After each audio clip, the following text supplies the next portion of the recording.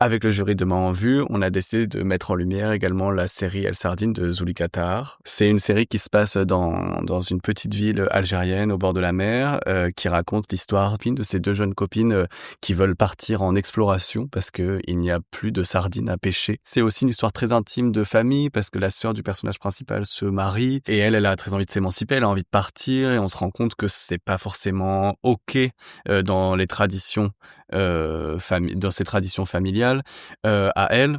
Donc c'est aussi une exploration de sa culture et en même temps de ses intentions en tant que jeune fille qui a envie de sauver le monde. C'est une fable écologique en même temps d'être une fable, familiale et très intime, enfin ça nous a beaucoup touchés aussi parce que c'est mais il y a quelque chose qui se rejoint du documentaire de, Un silence si bruyant dans l'authenticité de la création parce que sans qu'elle la réalisatrice, y a mis tout son cœur et qui a un regard vraiment singulier sur la façon dont elle raconte les choses. La série, elle brasse beaucoup de questions, mais le fait de façon très délicate et très sensible.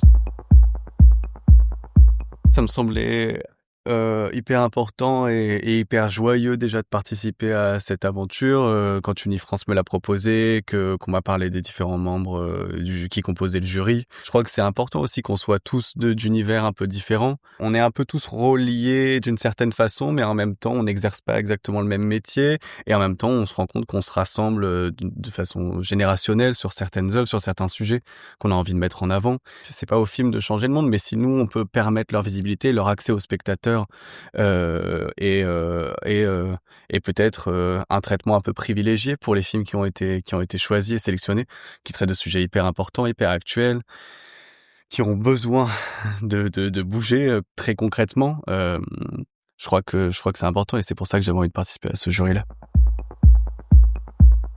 Je sais pas si, le cinéma, les documentaires et l'audiovisuel peut changer le monde, mais je crois que c'est un vecteur important vers le spectateur. C'est au spectateur de s'emparer des œuvres. Moi, je crois qu'on fait des films pour, ouvrir un débat, pour lancer une discussion et ensuite ça n'appartient qu'à celui qui l'a vu, celui ou celle qui l'a vu de s'en emparer, de se mettre en mouvement, de commencer des actions. Pour moi, l'art, c'est un vecteur, c'est pas